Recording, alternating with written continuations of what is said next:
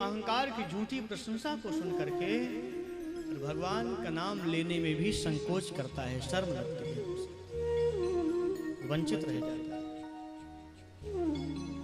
भक्त लोग तो जहां भी निवास करते हैं वो शरीर से कहीं भी रहे लेकिन मन से गोविंद के सुंदर सुंदर लीलाओं में उत्सव में डूबे रहते हैं।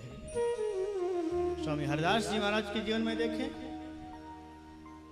तो ठाकुर के दिव्य दिव्य लीलाओं में मस्त रहते थे। कहाँ बैठे हैं, किस अवस्था में हैं, कैसे हैं, जरा भी भान नहीं रहता।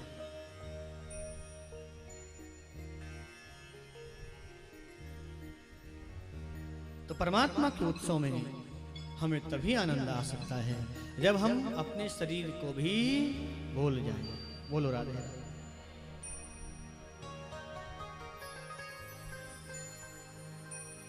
देखो कृष्ण का अवतार हुआ अष्टमी को और पूतना कृष्ण को मारने आई चतुर्दशी को।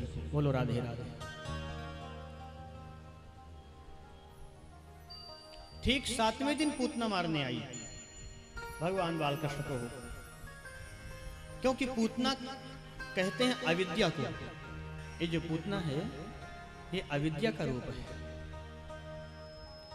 अविद्या कहते हैं पूतना को, और अविद्या का निवास 14 जगह होता है। 5 ज्ञानेंद्रिय, 5 कर्मेंद्रिय, 10 हो गई, मन बुद्धि चित्त और अहंकार। ये 14 स्थान अविद्या के बताए गए हैं। और जब ये पूतना मारने आई तो चतुर्दशी को ही आई भगवान बालकृष्ण के जन्मोत्सव में। सारा ब्रजमंडल आनंद से उत्सव मना रहा है। 50,000 आ रहे हैं, 50,000 जा रहे हैं, कोई संख्या नहीं, कोई गिनती नहीं, सब आनंद से झूम रहे हैं। इधर कंस को जैसे मालूम चले मेरा शत्रु ब्रजमंडल में जन्म लेकर के आ गए है, चिंतित हो गए और समस्त सैनिकों को बुला करके आपातकालीन सभा बैठाई। बोलो राधे राधे। अकासुर, बकासुर, धेनुकासुर, अरिष्टासुर, केशी, बड़े बड़े राक्षसों को बुला करके बैठक में कंस महाराज ने बोले, भैया मैं बिल्कुल न चाहूं कि मेरा शत्रु बड़ो है करके और मोको मारवे के ताई मथुरा आवे। कैसे भी करो मेरे शत्रु नष्ट होना चाहिए बस, और मुझे कुछ नहीं चाहिए। सैनिकों ने कहा, महाराज आप चिंता ना करें। अकासुर कहता है मैं मार दूंगा आपके शत्रु को, बकासुर कहता है मैं मारूंगा। सारे सैनिक राक्षस सब सांत्वना दे रहे। पूतना खड़ी हो गई बीच सभा में, और पूतना खड़ी हर करके बोली, भैया वाकई चिंता तो आप बिल्कुल छोड़ दो, और कन्हैया को मारवे को काम तो मेरे ऊपर आप छोड़ दो, बिल्कुल निश्चिंत हो जाओ। कंस कहता है, देवी आप मेरे शत्रु को मार देंगी? बोले हाँ। कैसे मारोगी? बोले जहां जन्म भय होगो आको, वहां बड़े आनंद से धूमधाम से लोग उत्सव मना रहे होंगे, मैं भी जाऊंगी उत्सव में और बीच में धोखे से पकड़ करके उसको नष्ट कर दूंगी। बोलो राधे राधे।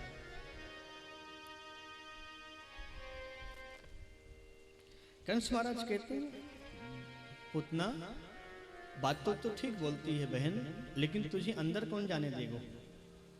इतना लंबा चौड़ा शरीर, मोटा ताजा, काला काला शरीर, तुमको अंदर प्रवेश कैसे मिलेगा?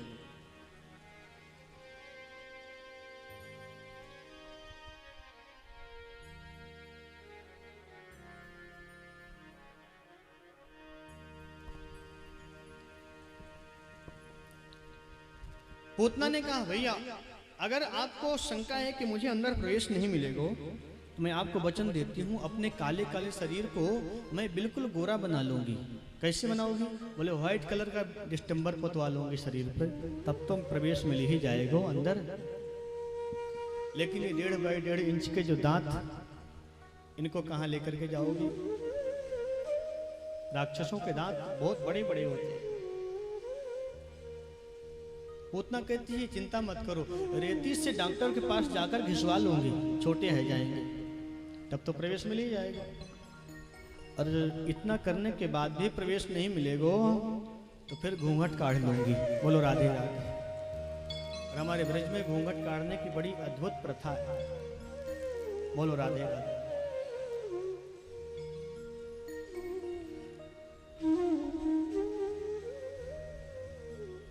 ब्रज में घूंघट काढ़ने की बड़ी अद्भुत प्रथा।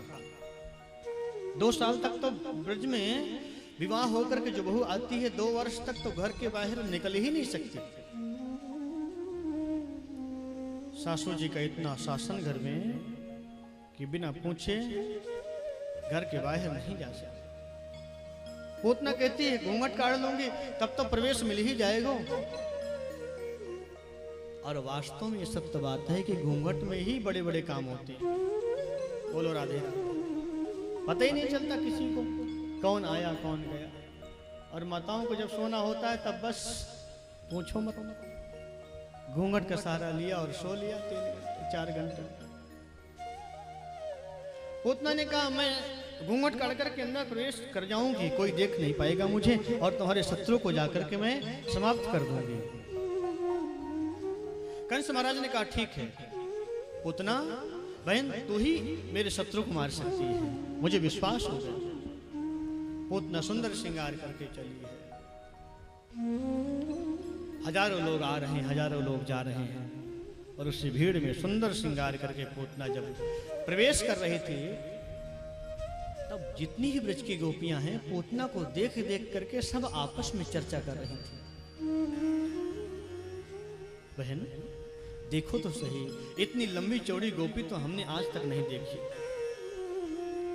एक गोपी प्रश्न करती है और दूसरी गोपी कहती है तुझे मालूम नहीं, ये नंदरानी जी की कोई बहुत पुरानी सहेली होगी, ब्राह्मणी, सो आशीर्वाद देने के ताई आई होगी लाला को।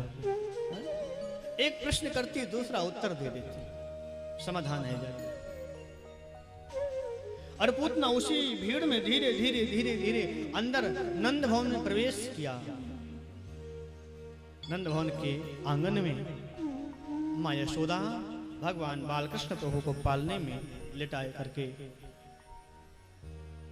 शयन करा रही थी। हजारों लोग आ रहे हैं, हजारों बधाई लेकर के जा रहे हैं। पूतना पहुंची नंद रानी जी के पास में। अरे नंद रानी जी, हमने सुने कि आपके घर में लाला को जन्म भयो है, ये हमारी मैं भी आशीर्वाद देने के ताई आ गई। नंद रानी जी ने कहा बहन मेरो लाला थोड़ी है, अरे आप सबको लाला है, तुम प्रेम से आशीर्वाद दो और तुमने एक को आशीर्वाद दे दो, मैंने एक अस्थियों का सत्कार करके आती हूँ। ऐसा कहकर के नंद रानी जी वहां से बाहर को चली गई। पूतना ने कहा हाँ हाँ आप आनंद से अस्थियों का सत्कार करो, मैं तो आशीर्वाद देने के लिए ही आई हूँ, इसको देखने थोड़ी आई है। सुखदेव भगवान कहते हैं परीक्षित, नंदरानी जी ने पूतना के पास में गोविंद को पालने पर पड़े हुए छोड़ करके चली गई। और पूतना स्तन में जहर लगा करके जब गोविंद के पास में पहुंची तब गोविंद ने पूतना को देखते ही अपने नेत्र बंद कर लिए। बोलो राधे राधे। भगवान ने इसको देखना नहीं चाहा। पूतना को देखते ही भगवान बालकृष्ण प्रभु के नेत्र बंद हो गए।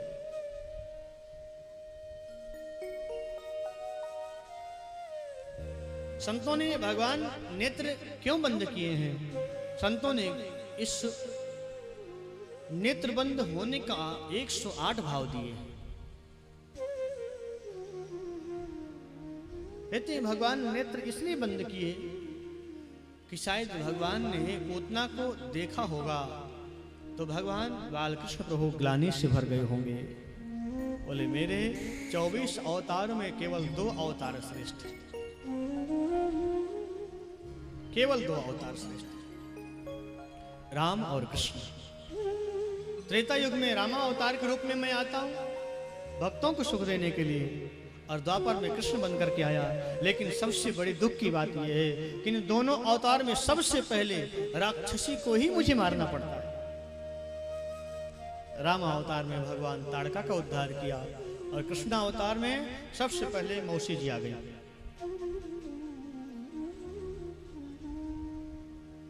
इसलिए भगवान शायद ग्लानि से अपने नेत्रों को बंद कर लिया। दूसरी बात, भगवान बालकृष्ण प्रभु के आंखों में सूर्य और चंद्रमा का निवास है। सूर्य और चंद्रमा ने देखा इस राक्षसी को और मन में सोचते हैं सारा ब्रजमंडल, सारी दुनिया भगवान के जन्मोत्सव में आनंद मना रही है, नाच रहे हैं, गा रहे हैं, उत्सव मना रहे हैं, और ये राक्षसी मारने के लिए आ गए।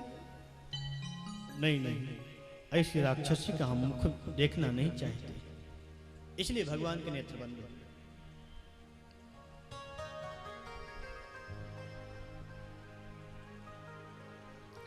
कोई संत बड़ा सुंदर भाव देते हैं कि जब पूतना स्तनों में जहर लगा करके गोविंद को मारने के लिए गई तो भगवान नेत्र बंद करके भोलेनाथ का स्मरण किया। भोले बाबा, हम तो ब्रजमंडल में आए हैं माखन मिश्री का भोग लगाने के लिए, खाने के लिए, दूध पीने के लिए, और ये पूतना मौसी जहर लगा करके मारने के लिए आ गई। अब बोले बाबा, जहर पीने का तो अभ्यास हमको तो है नहीं, एक काम करो, जहर का पान आप करते रहो और दुग्ध का पान मैं कर लेता हूँ। बोलो राधे राधे। तो भगवान ने नेत्र बंद करके शायद भगवान शिव का स्मरण किया होगा। कोई संत इसका चौथा भाव बताते हैं, कहते हैं भगवान ने इसलिए नेत्र बंद किए कि भगवान नेत्रों को बंद करके सोचने लग गए कि इस राक्षसी ने मेरे मारने के धोखे में न जाने कितने बालकों को इसने मार दिया। शायद भगवान उन जीवात्माओं की मुक्ति के विषय में भगवान बालकृष्ण को सोचने लगे, इसलिए नेत्र बंद किए।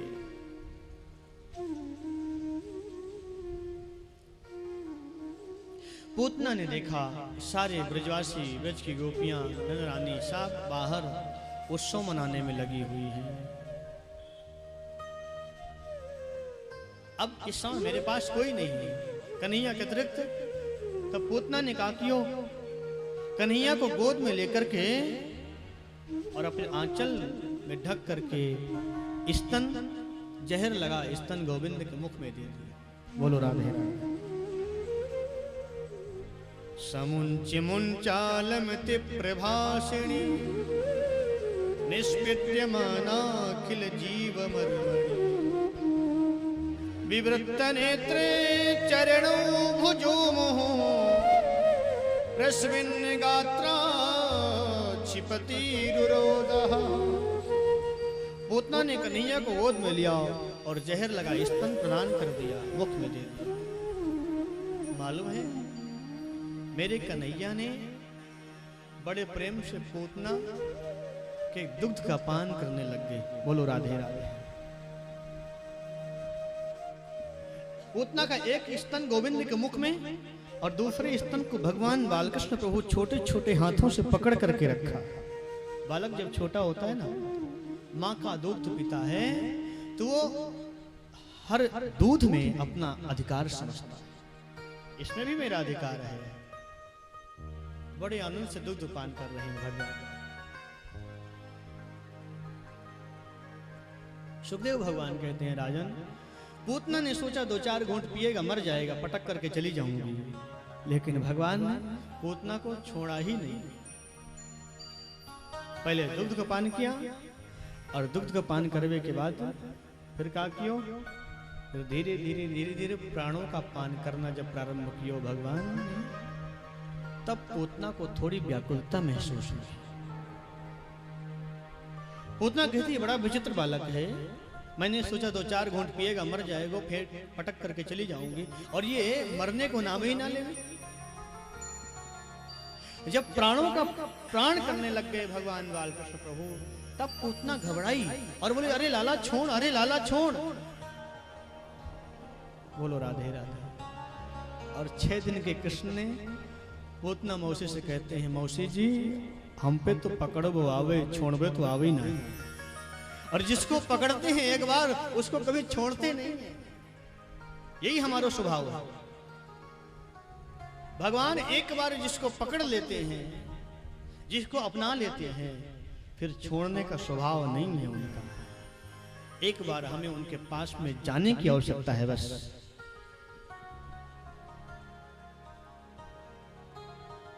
भगवान ने जब प्राण करने लग गए, प्राणों का पान करने लग गए भगवान बालकृष्ण प्रभु, तब पूतना घबराती हुई वही राक्षसी के रूप में भगवान के समक्ष आई। और भगवान ने सोचा इस राक्षसी को अगर मैं यहां मारूंगा तो इसके गिरने से गोकुल में नुकसान हो सकता है। बोलो राधे राधे। इसलिए भगवान ने उसको उड़ा करके दूर ले जा करके और कंस महाराज के बगीचे में धड़ाम से गिरा दिया। और जैसे पूतना के गिरने की आवाज ब्रजवासियों को सुनाई पड़ी, ब्रज की गोपियां नंद रानी यशोदा साहब रोहिणी साहब उधर ही दौड़ पड़ी जिधर पूतना का शरीर गिरा हुआ था। दौड़ करके जाकर के नंद रानी जी ने गोविंद को गोद में उठा लियो और मन में सोचती है, हे भगवान ये तो बहुत बड़ी राक्षसी थी। जिस राक्षसी को मैंने कन्हैया के पास में छोड़ करके चली गई अस्थियों का सत्कार करने के लिए, और वो राक्षसी मेरे गोविंद को मारने का प्रयास किया। आज मेरा कन्हैया की रक्षा भगवान नारायण ने किया। सुखदेव भगवान कहते हैं, परीक्षित श्री वृंदावन बिहारी लाल जय जय जय श्री राधे।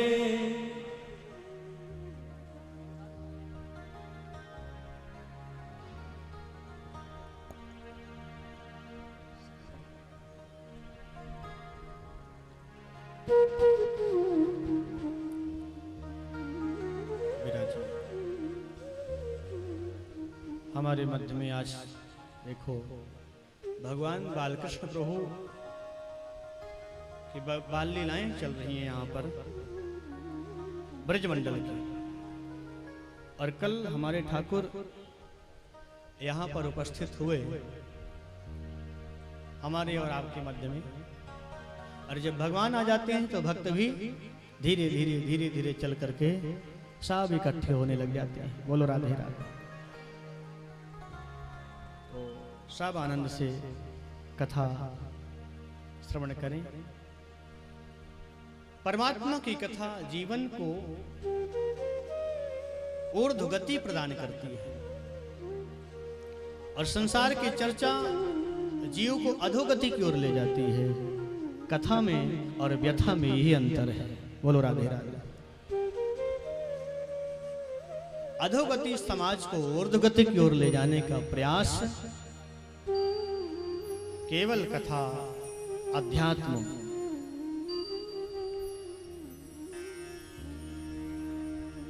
सुंदर विचार सुंदर संकल्प जिसके मन में होगा वही समाज को ऊर्ध्वगति की ओर ले जाकर के और अपने राष्ट्र की शोभा को बढ़ाएगा। बोलो राधे राधे।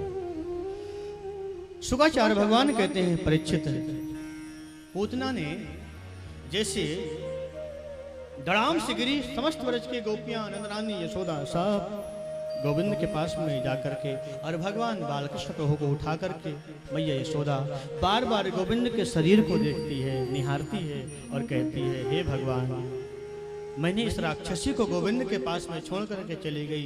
आज मेरे लाला को कुछ भय जातो तो मैं कैसे अपने जीवन को चलाती। दुखी हो गई। गोपियां कहती, इंद्राणी जी सबके गोद में आपको कन्हैया को नहीं देना चाहिए, आप हर किसी को गोद में दे देती हो लाला को। ये राक्षसी गोविंद को मारने के लिए आई है, आज कन्हैया नहीं हो तो हमारे मध्य में, तो फिर हम अपने प्राणों को कैसे रोक पाते। सुखदेव भगवान कहते हैं, परीक्षित इन ब्रज की गोपियों का नंद रानी जी का बड़ा सरल भाव है, विनम्र भाव। इस सबको उसी भाव से देखते हैं जैसे इनका भाव है, सरल दिव्य। और परमात्मा को वही प्रिय है जो मां यशोदा का हृदय है, मन है। शुक्राचार्य भगवान कहते हैं परीक्षित, भगवान बालकृष्ण प्रभु रूप लेकर के ब्रजमंडल में आए, गोकुल में आए। इसका मेन उद्देश्य यही है कि ब्रजवासियों जैसे सुंदर हृदय, निश्चल हृदय, दिव्य हृदय,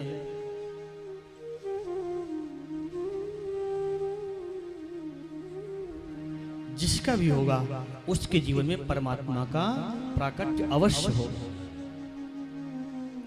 देवता लोग भी यशोदा की बात की सराहना करते हैं और कहते हैं, हे यशोदा, तूने ऐसा कौन सा जप तप पुण्य भजन किया है जिससे आज तेरी गोद में साक्षात परमात्मा ब्रह्म आकर के बालक बनकर के खेल रहा है। यशोदा, तेरे भाग की सराहना हम कौन से शब्दों से करें, हमें समझ में नहीं आता। जिस परमात्मा की एक झांकी का दर्शन करने के लिए बड़े बड़े योगी, बड़े बड़े यति, बड़े बड़े मुनि, बड़े बड़े तपस्वी, ज्ञानात्मा, अमलात्मा, महात्मा पूरा जीवन व्यतीत कर देते हैं जन्म जन्मांतर, लेकिन एक बार उसकी ये सांवली सूरत, वो स्वरूप, वो झांकी देखने को नहीं मिलती है। और आज तुम्हारे गोद में बालक बनकर के खेल रहा है। ऐसे कौन सा पुण्य किया है? परमात्मा कहता है कि निर्मल मन जन सो मोहि पावा, मोहि कपट छल छिद्र न भावा। परमात्मा का एक ही स्वभाव है, छल कपट, राग द्वेष ईर्ष्या विनिवेश मत्सरता जिसके हृदय में नहीं है, उसका हृदय में अपना निवास स्थान बनाता हूँ। उसके जीवन में आकर के मैं स्वयं बैठ जाता हूँ। ये भगवान का स्वभाव है।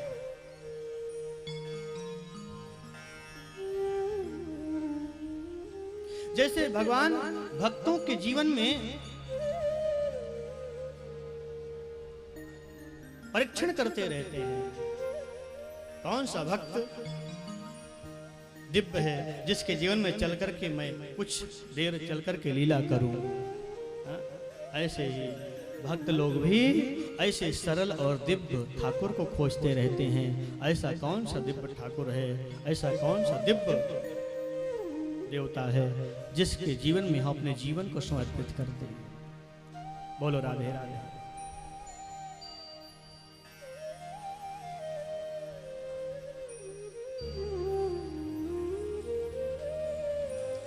सुखदेव भगवान कहते हैं परीक्षित,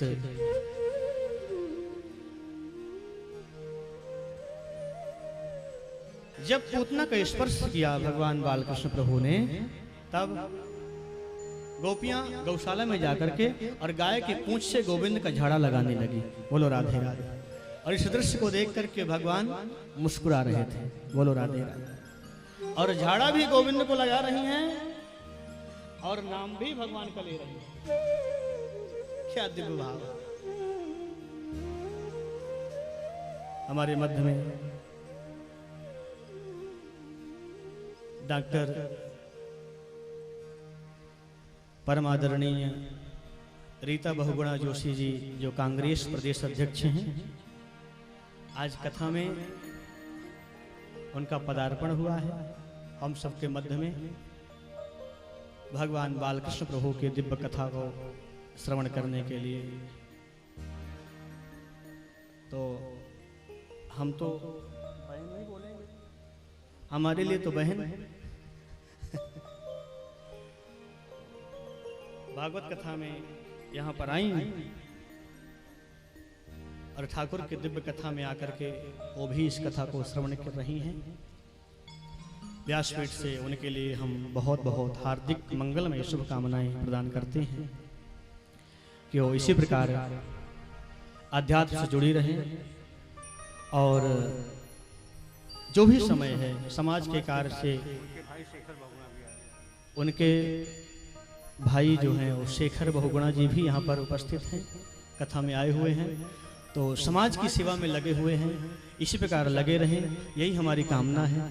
और जो भी समय मिले वो इसी प्रकार कथा में, अध्यात्म में, सत्संग में आते रहें, जाते रहें। और इसी उपलक्ष्य में, इस कथा के उपलक्ष्य में एक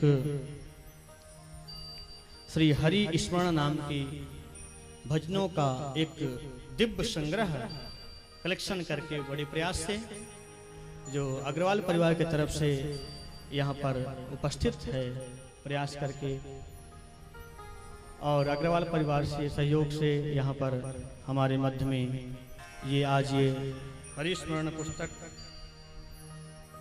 इसका विमोचन भी आदरणीय बहन जी के द्वारा ही इस व्यासपीठ से हो जाए। परमात्मा का स्मरण समस्त विपत्तियों से मुक्ति दिलाता है।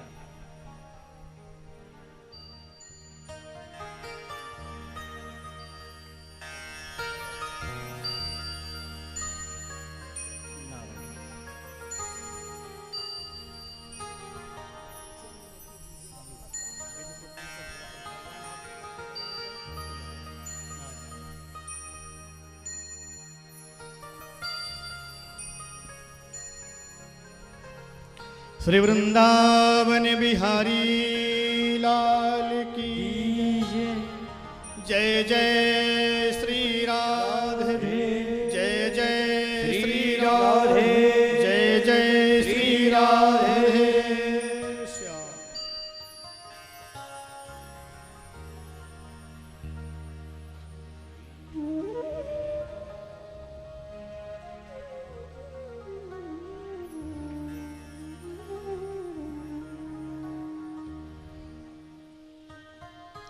सुखदेव भगवान कहते हैं, परीक्षित, इन गोपियों का भाव ही परमात्मा को दिव्य और अद्भुत लगता है, इसलिए भगवान इन ब्रजवासियों के मध्य में आकर के और इनको सुख प्रदान कर रहे हैं।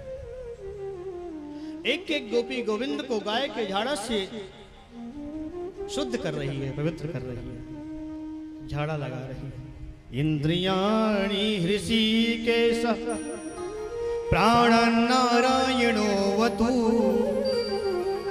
श्वेत द्वीप पतिश्चित्तम मनो योगेश्वरो वतु क्रीडन्तं पातु गोविन्दः शयानं पातु माधवः।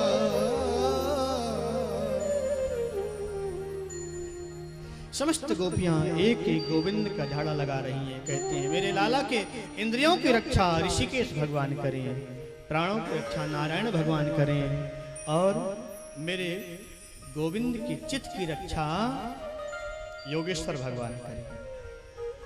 खेलते हुए लाला की रक्षा गोविंद करें, सोते हुए लाला की रक्षा माधव करें। और भगवान गोद पर बैठे बैठे मुस्कुरा रहे हैं। ये गोपियां झाड़ा भी मुझे लगा रही है और नाम भी मेरा ले रही है।